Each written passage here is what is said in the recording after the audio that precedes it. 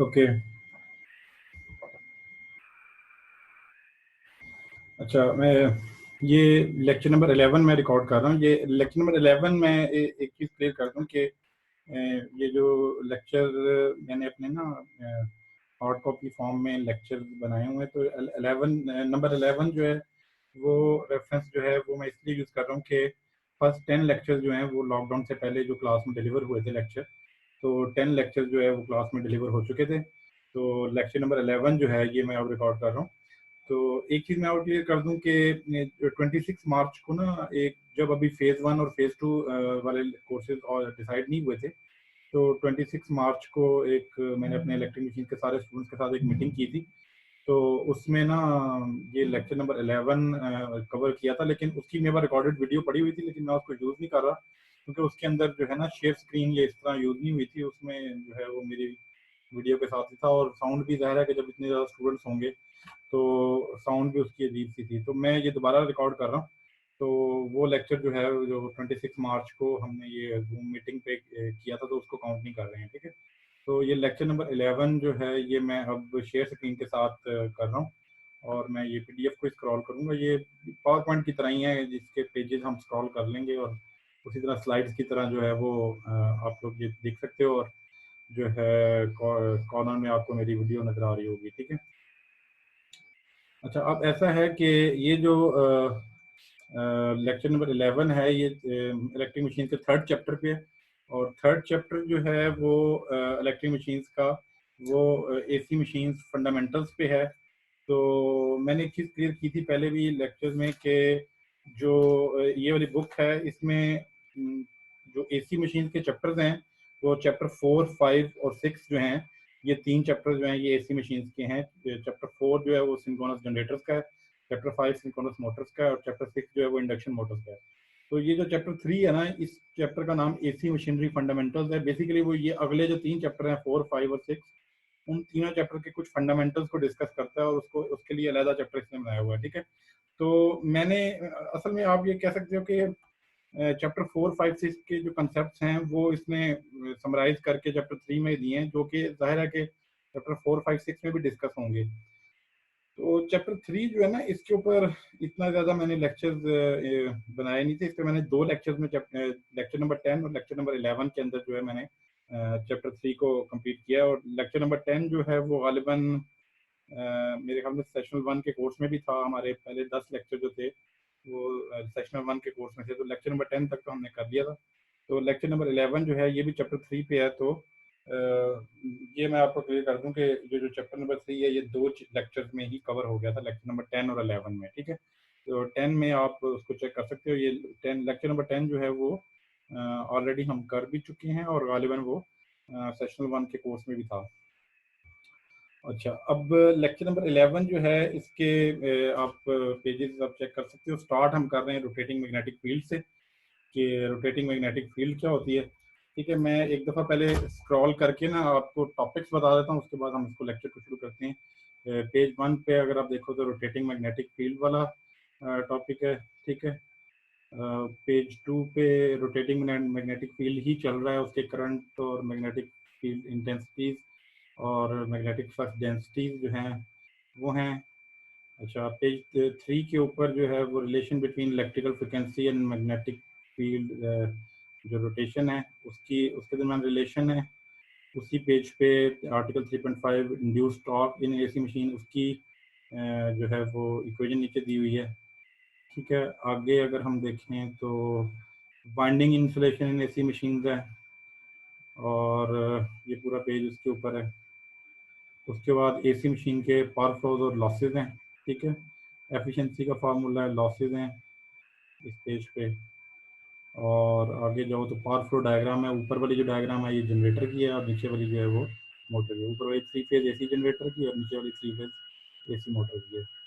अगले पेज पे जाएंगे, एंड में जो है वो कन्वर्टेड पावर का फार्मूला एंड अच्छा, नेक्स्ट पेज में वोल्टेज रेगुलेशन और स्पीड रेगुलेशन जो है, हाँ, उसकी डेफिनेशन है और उसके फार्मूला हैं, ठीक है। तो ये हमारा लेक्चर है, लेक्चर नंबर 11। तो मैं इसका रिव्यू में आपको बता रहा था कि क्या क्या टॉपिक हैं। अच्छा, अब स्टार्ट कर रहे हैं article 3.2 rotating magnetic field, back to page 1 इस पे आ गए, ठीक है। तो मैं अब आप माउस का ये जो कर्सर है उसको मैं यूज़ कर सकता हूँ पॉइंट करने के लिए, आप चेक कर सकते हैं उसमें। अच्छा, अब रोटेटिंग मैग्नेटिक फील्ड इस तरह है कि if two magnetic fields are present in a machine, then torque will be created which will tend to line up the two magnetic fields. जिस तरह दो मैग्नेट्स होते हैं, अगर आप दो मैग्नेट्स लें और एक मैग्नेट को टेबल पे रख दें और दूसरा मैग्नेट उसके ऊपर हिलाते रहें, तो जो टेबल पे पड़ा हुआ मैग्नेट है वो जो है वो भी मूव करने की कोशिश करेगा। तो ये बेसिकली वो वाला कंसेप्ट है कि इफ वन मैग्नेटिक, अगर दो मैग्नेटिक फील्ड प्रेजेंट हैं और वो दोनों मैग्नेटिक फील्ड ना एक दूसरे से लाइन अप करने की कोशिश करेंगे, जिस तरह दो मैग्नेट्स में आपस में लाइन अप होते हैं।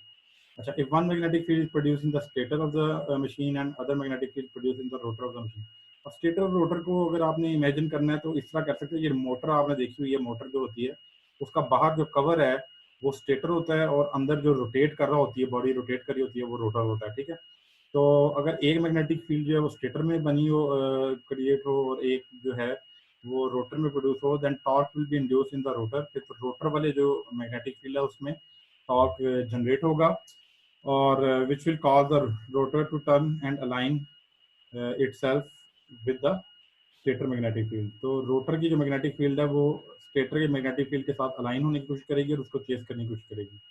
अच्छा, अब आगे वो ये कह रहा है, if there was some way to make the stator magnetic field rotate, then the induced torque in the rotor would cause it to constantly chase the stator magnetic field around in a circle.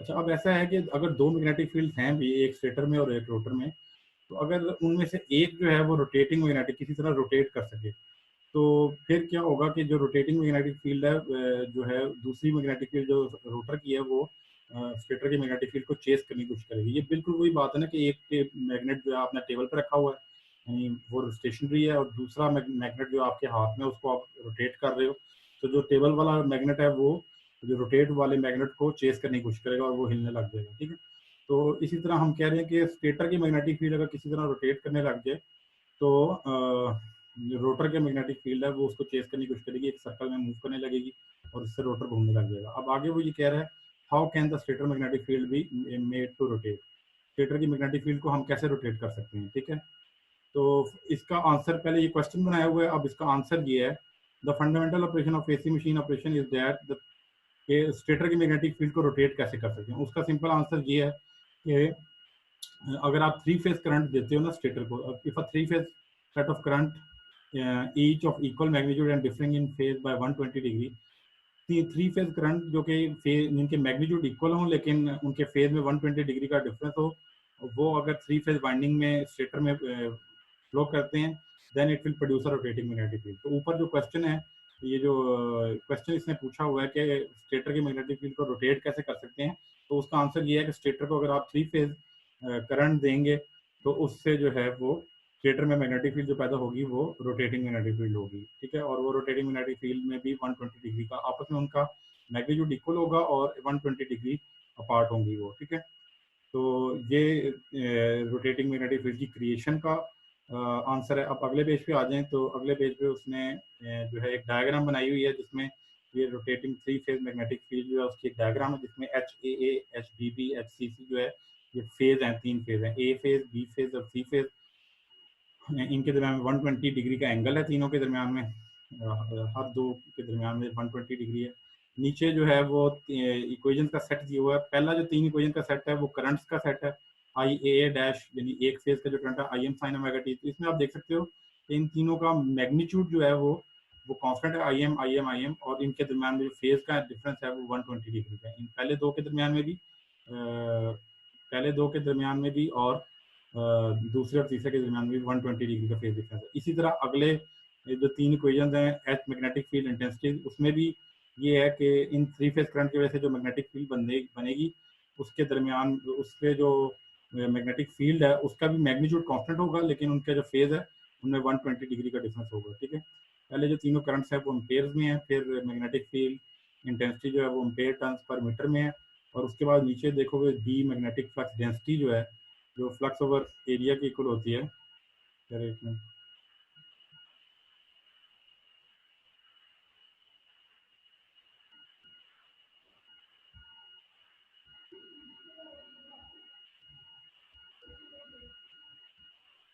एक minute.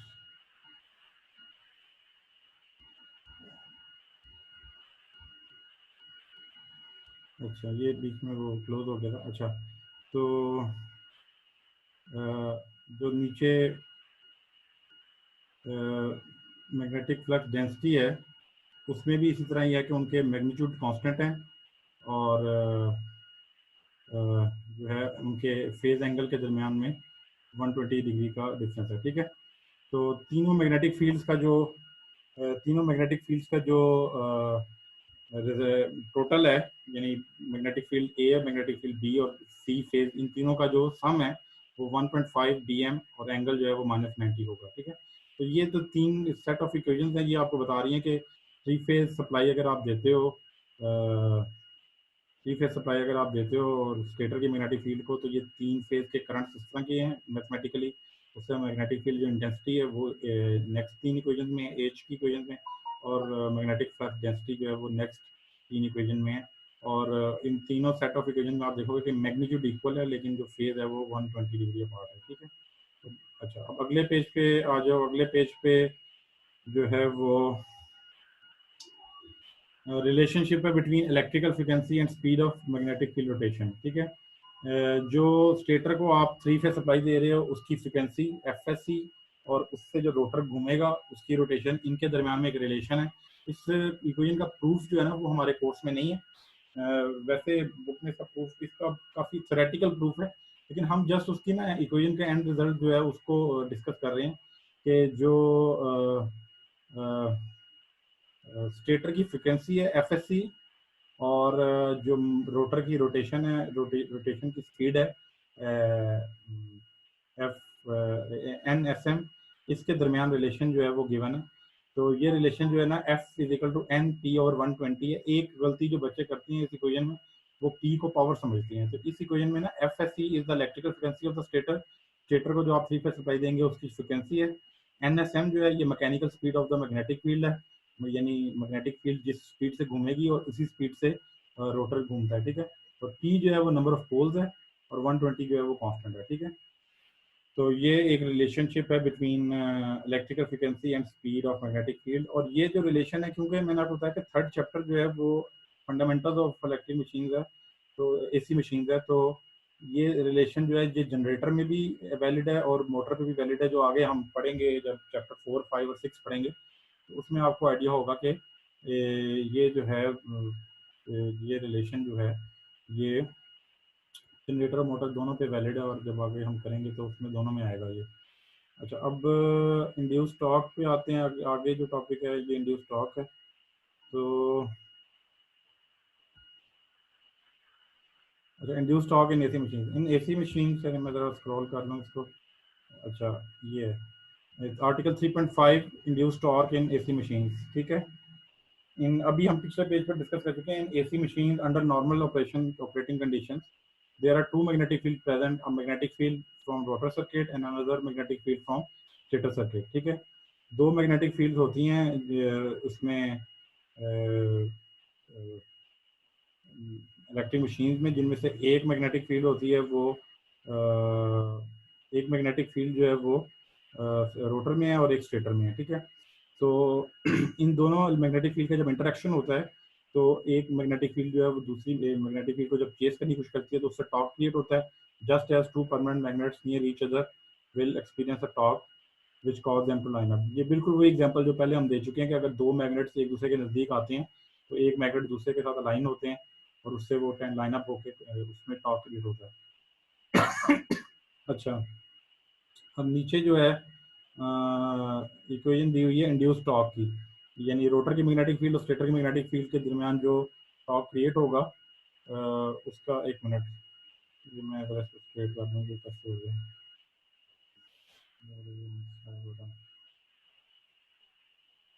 एक minute करो, मैं इसको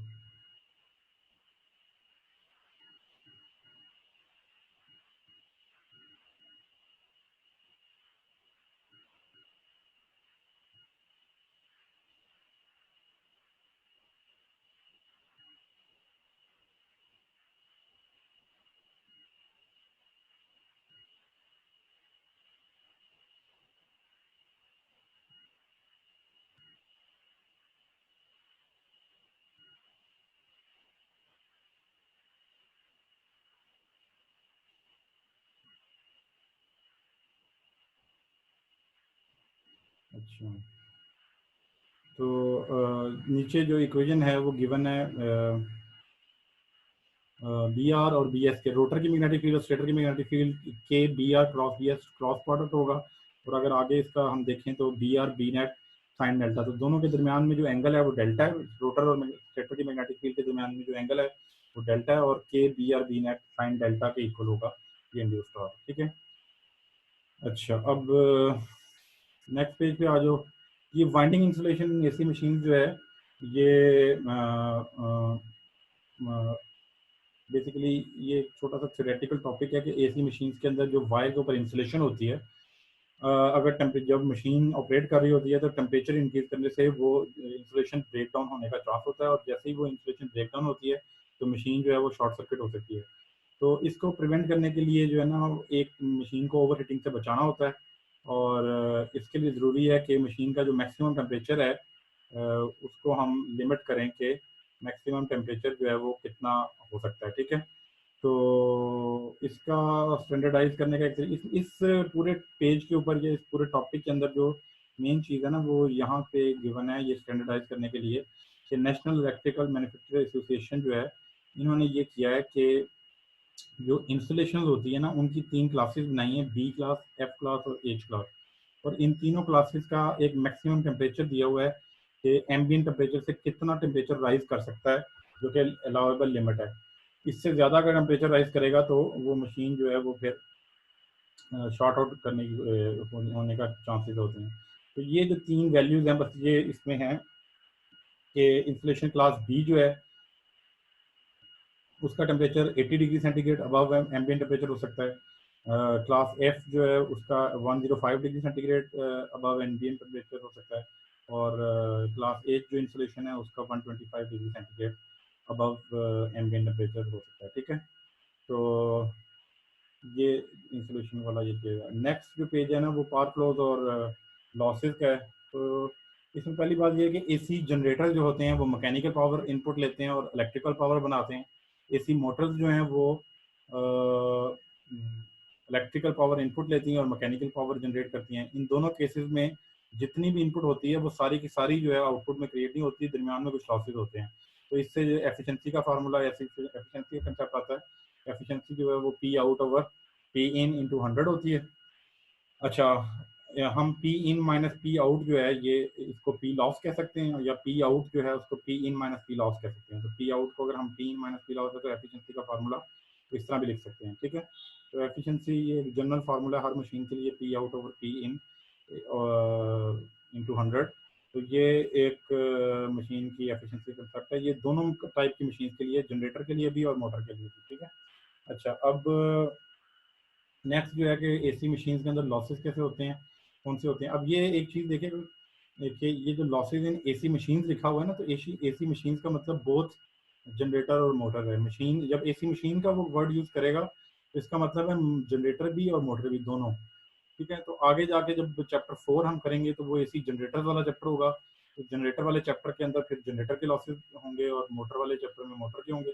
ये वाला chapter क्योंकि दोनों इसमें एसी, इस चैप्टर में चैप्टर 3 में एसी मशीन्स का वर्ड इसलिए यूज कर रहे हैं कि ये दोनों के बारे में है। इसमें मोटर भी हो सकती है, जनरेटर भी हो सकता है, ये दोनों के जनरल कंसेप्ट हैं। ठीक है। तो ये 4 किस्म के लॉसेस जो हैं वो एसी मशीन में हो सकते हैं। पहले इलेक्ट्रिकल और कॉपर लॉसेस हैं, ये रेजिस्टिव हीटिंग लॉसेस हैं, जो यानी सिंपली आप स्टेटर और रोटर में आई स्क्वायर आर लॉसेस कह सकते हो कि किसी भी कंडक्टर में से जब करंट गुजरता है तो I square current square over into R जो लॉसेस होते हैं वो उसको इलेक्ट्रिकल या कॉपर लॉसेस कहते हैं। ठीक है।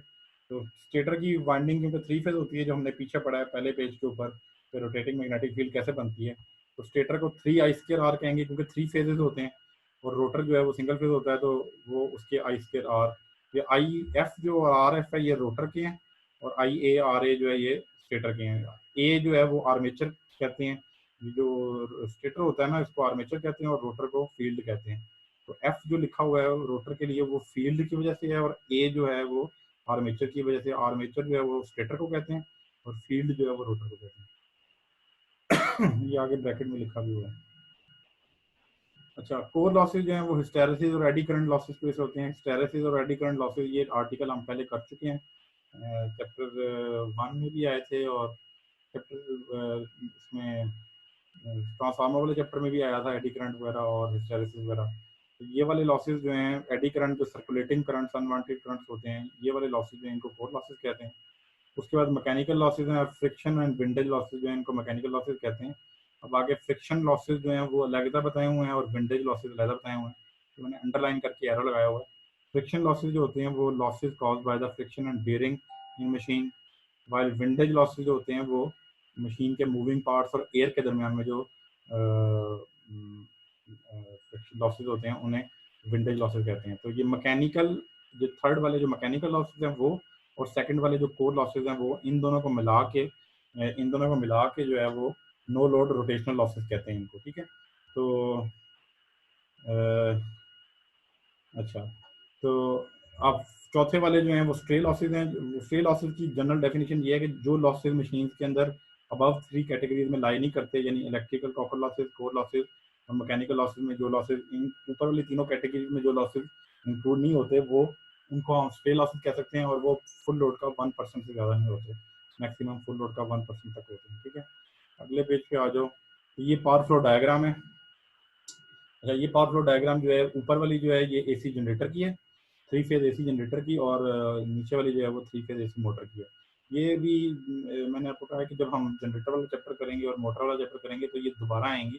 अभी थर्ड चैप्टर में हम एक दफ़ा इसको पढ़ लेते हैं। इसको समझने का तरीका ये है कि लेफ्ट से राइट की तरफ जाना है आपने। लेफ्ट पे जनरेटर जो है वो मैकेनिकल इनपुट पावर लेता है, और राइट पे देखोगे इलेक्ट्रिकल आउटपुट देता है, ठीक है।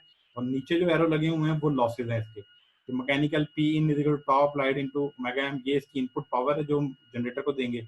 उसमें से सबसे पहले स्ट्रे लॉसेज माइनस होंगे, फिर मैकेनिकल लॉसेज माइनस होंगे, फिर कोर लॉसेज माइनस होंगे। ये 3 लॉसेज माइनस होकर जो पावर बचेगी उसे पी कन्वर्टेड कहते हैं। उस पी कन्वर्टेड में से P I square R losses minus होंगे, तो जो बाकी बचेगा वो इलेक्ट्रिकल आउटपुट में कन्वर्ट हो जाएगा। तो ये इसको समझने का तरीका है कि लेफ्ट से राइट की तरफ मूव कर रहा है, और नीचे जो एरो लगे हुए हैं वो लॉसेज हैं जो कि माइनस होते जा रहे हैं। मैकेनिकल इनपुट पावर में से नीचे वाले लॉसेज माइनस होते जा रहे हैं, राइट की तरफ जाते जा रहे हैं, जो बचेगा वो आउटपुट में आ जाएगा, ठीक है।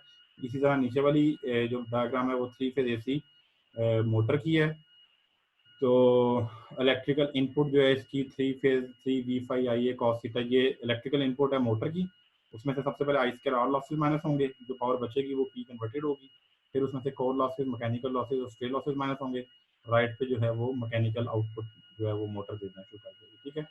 अच्छा, इसमें नीचे एक फार्मूला लिखा हुआ है, mechanical power that is converted, P converted का फार्मूला है। ऊपर आप देखो तो पी कन्वर्टेड दोनों के अंदर है, जनरेटर में भी है मोटर में भी है। तो पी कन्वर्टेड जो है वो टॉ इंड्यूस इंटू ओमेगा एम के इक्वल होती है, इंड्यूस टॉर्क इंटू रोटेटिंग जो एंगुलर स्पीड है उसके इक्वल होती है, ठीक है। अच्छा, अगले पेज पे आ जाओ, ये लास्ट पेज है वाला। अच्छा, वोल्टेज रेगुलेशन और स्पीड रेगुलेशन जो है ये दो डेफिनेशन है और इनके फार्मूले हैं। वोल्टेज रेगुलेशन जो है वो जनरेटर की होती है। पहले जो है वोल्टेज रेगुलेशन, ये मैंने अंडरलाइन किया हुआ, डबल अंडरलाइन, ये आप समझ लो हेडिंग है। Generator and generators are often compared to each other using a figure of merit called voltage regulation. Generators जो हैं, मुख्तलिफ किस्म के जनरेटर्स को आपस में कंपेयर करना हो तो वोल्टेज रेगुलेशन की वजह से उनको कंपेयर करते हैं आपस में। वोल्टेज रेगुलेशन की डेफिनेशन क्या है? Which is a measure of ability of a generator to keep a constant voltage at its terminal. एक जनरेटर अपने आउटपुट टर्मिनल्स पे कितना कांस्टेंट वोल्टेज रख सकता है, ये जो एबिलिटी है इसको वोल्टेज रेगुलेशन कहते हैं। और इसको इक्वेशन की फॉर्म में लिखना हो तो V N L no load और F L full load. V no load minus V full load over V full load into 100, यानी नो लोड पे जितना वोल्टेज जनरेटर के टर्मिनल पे होगा वो माइनस फुल लोड पे कितना टर्मिनल होगा उनको सब्ट्रैक्ट करके वी फुल लोड से डिवाइड करके 100 से मल्टीप्लाई कर दें तो ये वोल्टेज रेगुलेशन है। अब नीचे उसने कमेंट किया हुआ है अ स्मॉल वी आर का मतलब वोल्टेज रेगुलेशन है। A small voltage regulation is better, better inverted common में इसलिए लिखा हुआ है कि आगे उसको बताया in a sense that the voltage at the terminals of the generator is more constant with variation in load। जितनी वोल्टेज रेगुलेशन कम होगी उतना आपका जो जनरेटर के आउटपुट टर्मिनल्स में लोड के साथ वोल्टेज वेरी करेगा वो कम होगा, या जितना जितना आउटपुट में वोल्टेज है वो कांस्टेंट होगा, ठीक है। अब इसी तरह ये वाली जो डेफिनेशन थी ये वोल्टेज रेगुलेशन की थी और जनरेटर्स के लिए थी। नीचे जो है वो स्पीड रेगुलेशन है जो मोटर्स के लिए है, ठीक है। तो स्पीड रेगुलेशन की तरह मैं नीचे स्क्रॉल कर लेता हूँ इसको। अच्छा, similarly, motors are often compared to each other by using figure of merit called speed regulation. अब speed regulation क्या होता है? Which is a measure of the ability of a motor to keep a constant shaft speed at as load varies, ठीक है। अच्छा, motor का load जो होता है ना वो मैकेनिकल लोड होता है, ठीक है, और जनरेटर का तो इलेक्ट्रिकल लोड होता है। तो मोटर की स्पीड रेगुलेशन या एसआर चलो ये भी उसी तरह का फार्मूला है, एन नो लोड यानी नो लोड पे जितनी स्पीड है वो minus N full load over N full load into 100। अच्छा, इसी तरह जो है वो यही फार्मूला जो है हम ओमेगा की शक्ल में भी लिख सकते हैं।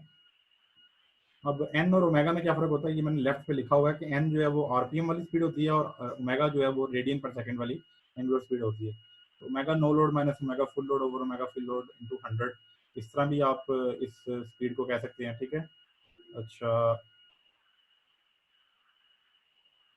तो नीचे एक चीज लिखी हुई है positive SR, positive speed regulation का मतलब होता है कि मोटर की स्पीड जो है वो इंक्रीजिंग लोड के साथ ड्रॉप कर रही है, और नेगेटिव स्पीड रेगुलेशन का मतलब है कि मोटर की स्पीड जो है वो इंक्रीजिंग लोड के साथ इंक्रीज कर रही है, ठीक है। अच्छा, ये लेक्चर का लास्ट पेज था। तो ये जो है वो लेक्चर नंबर 11 था। तो लेक्चर नंबर 12 जो अगला है उसके अंदर हम चैप्टर 4 जो है सिंक्रोनस जनरेटर का उसे स्टार्ट करेंगे। और बाकी जो है इस लेक्चर को आप गो थ्रू कर लें, और इसमें अगर कोई चीज़ समझ नहीं आती, अच्छा आपके पास इस लेक्चर सारे स्टूडेंट्स के पास जो है ना ये लेक्चर पीडीएफ फॉर्म में भी हैं। तो मैं जब स्टूडेंट के आपके पास ऑलरेडी व्हाट्सएप पे सबके साथ शेयर कर दिए हुए हैं, तो आपके पास जो है ना ये ऑप्शन है कि जिस वक्त आप ये वीडियो लेक्चर देख रहे होगे तो आप अपनी पीडीएफ जो स्क्रीन शेयर के साथ तो है, लेकिन आप स्क्रीन शेयर के अलावा आपके पास ये वाला लेक्चर 11 पीडीएफ फॉर्म में भी है, और कुछ लोगों ने तो हार्ड कॉपी फॉर्म में भी लिया हुआ है। तो आप के पास ये ऑप्शन है कि आप इस लेक्चर को हार्ड कॉपी फॉर्म या पीडीएफ फॉर्म में भी सामने रख सकते हो। और कोई क्वेश्चन है तो टाइम टेबल जो है वो शेयर हो गया है। जो आई थिंक मंडे और वेडनेसडे को हमारे Q&A के सेशंस हैं, तो वो जो है वो आप इसके बारे में कोई भी क्वेश्चन पूछना हो तो आप मुझसे पूछ सकते हो। तो नेक्स्ट लेक्चर में मैं लेक्चर नंबर 12 को जो है वो कंटिन्यू करूँगा। Thank you.